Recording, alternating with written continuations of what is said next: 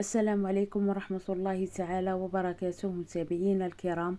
كنتمنى من الله عز وجل تكونوا في احسن الاحوال وانتم كتشاهدوا هذا الفيديو. ومرحبا بكم معايا في فيديو جديد على قناتكم بشرى شانيل.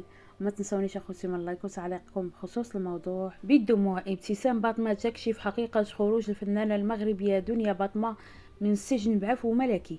فغنخليكم مع الفيديو. السلام عليكم، كي دايرين لاباس كي صبحتوا؟ نتمنى تكونوا بخير مع هذا الجو المتقلب بحال بنادم. شوفوا، من البارح كيوصلوني شي ميساجات الناس اللي كيبغيونا مساكن، كيسولوني، كيصيفطوا لي واحد المقال كاتب من مصادر مقربه من العائله ديال المغنيه دنيا باطمة. اولا انت اللي كتبتي المقال، دنيا ماشي مغنيه، دنيا مطربه، حيت المغنيه كتقال على شي وحده ما عندهاش الصوت وجبها ياك. ثانيا المصادر المقربه من عائله دنيا باطمة. دنيا عندها شي عائله من غيرنا حنا؟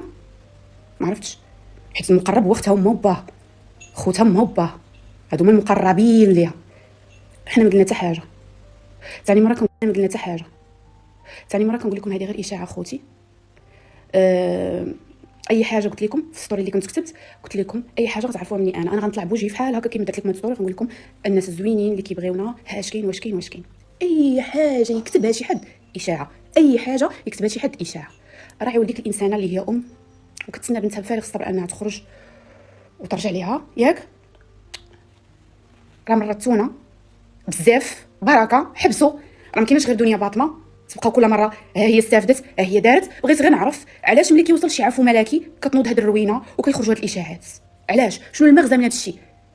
حيت انا بغيت نعرف والناس اللي كيبغيونا بغاو يعرفوا علاش تقولوا من مصادر مقربه لدنيا باطمه. وهالمصادر كيقولوا اشاعه. علاش ملي كيقرب شي عفو ملكي كديروا بحال هكا؟ كيخرج شي واحد يقول راه قربات تخرج، راه بقى ليها، راه بقات ليها كذا وكذا، وما عنده حتى علاقه بدنيا باطمه وماشي مصدر مقرب، وتيخرج هذه الاشاعه. ما فهمتش علاش كيخرج هذه الاشاعه. الغرض ان دنيا مسكينه ما تستفد من حتى حاجه. فهمتوا؟ حسبي الله ونعم الوكيل، حسبي الله ونعم الوكيل، حسبي الله ونعم الوكيل. بركه هذيك السيده راه عندها بنيات عارفينها مسافره وتوحشوها وكيتسناوها تجي من السفر بفارغ الصبر. شكرا على رسائلكم.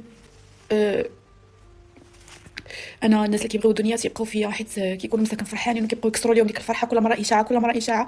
كنقول هاد الناس صحاب الاشاعات اتقوا الله وبارك علينا. حسوا بينا، راه حنا انسان وحتى حنا عندنا مشاعر وكنحسوا ولو شويه بهذيك الام.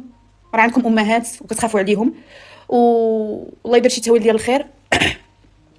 صافي، راه الله يجعل البركه. حتى انا امنيتي دنيا تخرج ونشوفوها بيناتنا، الله يدير لها شي تاويل ديال شكرا الخير. على حسن المتابعة. الى فيديو قادم ان شاء الله. مع السلامة.